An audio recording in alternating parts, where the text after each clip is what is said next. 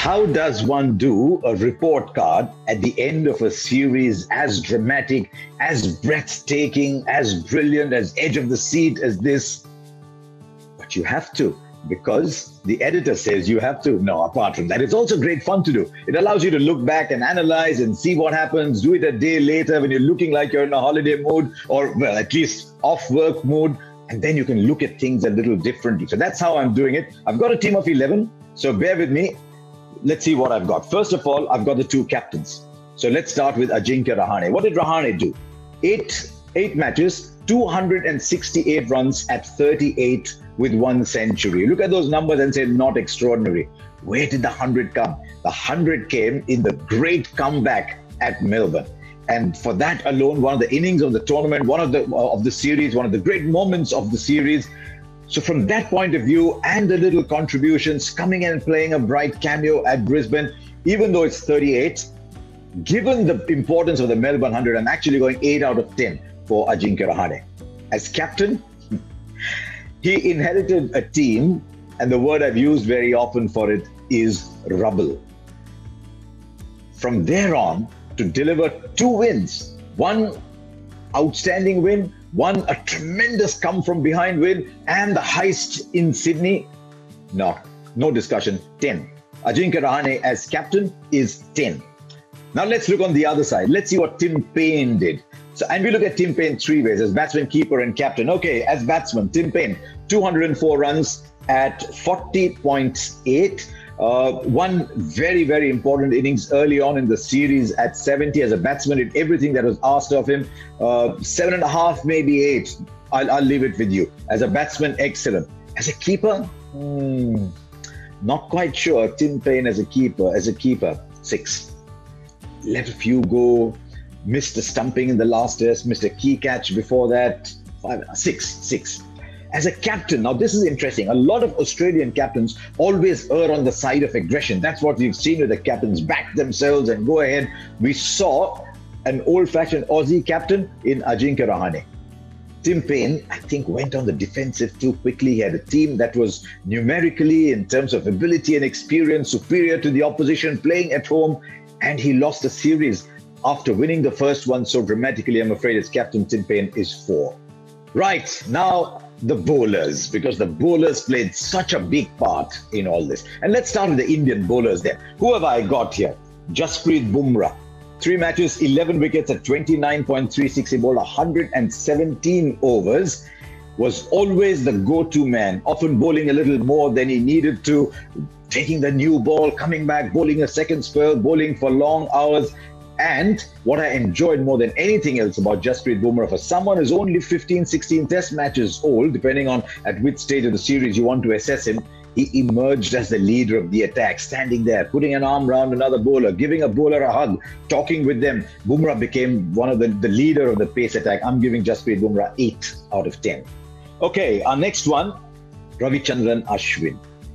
Came in here with a lot of people saying that Australia is a graveyard of finger spinners, that even great players like Murali, like Harbhajan, like Graham Swan have taken a long time, haven't delivered good numbers. Yasir Shah's numbers aren't great. These are some of the best spinners that we're seeing. Kumble picked up on his second tour. So what did Ashwin do? Ashwin, 3 matches, 12 wickets at 28.83. I'm looking at one more number for Ashwin, and that's his economy rate. Economy rate of 2.57, bowled 134 overs. I think Ashwin did everything that was asked of him. He closed one end, showed a lot of variety. He picked a middle and leg line, got wickets at slip, negated Smith in the first couple of tests.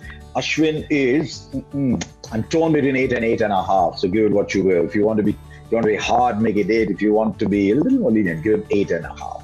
Okay, now we are going to Mohammad Siraj. I was so impressed with everything that Siraj did.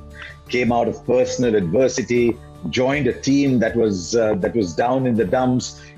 A couple of test matches later, is the leader of the attack, and he just kept running it. New ball or old, top batsman or tail. He just kept going. Look what Siraj has done here. 3 matches, 13 wickets at a tad under 30. He bowled 134 overs on an average per innings. That's more than what Cummins and Hazlewood bowled. Without a doubt, I'm giving Mohammad Siraj 8.5. 8.5 for Mohammad Siraj. Okay, let's look at the two Aussies then. We've got Josh Hazlewood and we've got Pat Cummins. What did Josh Hazlewood do? 4 matches, 17 wickets. That average is 19.35, largely because of that 5-wicketer in Adelaide. It was just a perfect start. He just had to deliver the ball, and the ball had an appointment with the edge, and the ball had an appointment with the keeper and the slip. So he bowled really well. I just thought it a couple of times in the series. He didn't quite blow hot enough. It was a little cold, but still wonderfully there all the time. Josh Hazlewood is a definite 8 out of 10 for me. The other reason I'm giving him 8, not 8.5, is he's part of one of 4 great bowlers who should have delivered a series win. Then, personally, my player of the tournament was Pat Cummins. Did everything, as I said, everything that's asked. Sometimes got the new ball, sometimes came first change, but that line always troubled the Indian batsman. When it came to digging it at short, putting it into the body, banging it in, he did everything that was asked of him. Bowled long spells. There's a reason I think he's, if not the best, definitely in the top 3 fast bowlers in the world. We're looking at 9 out of 10 for Pat Cummins. Right, so then we're done with Cummins. Let's look at the batsman. Marnus Labuschagne, a lot of time for him. His antics might put you off a little bit. He's a little above, come look at me, chewing his gum and saying, yeah, making a little comment from there. But as a batsman, he got more chances than anybody else, but he made most of it. He scored 426 runs, got 100. He didn't play, let's put it, a defining innings in this tournament.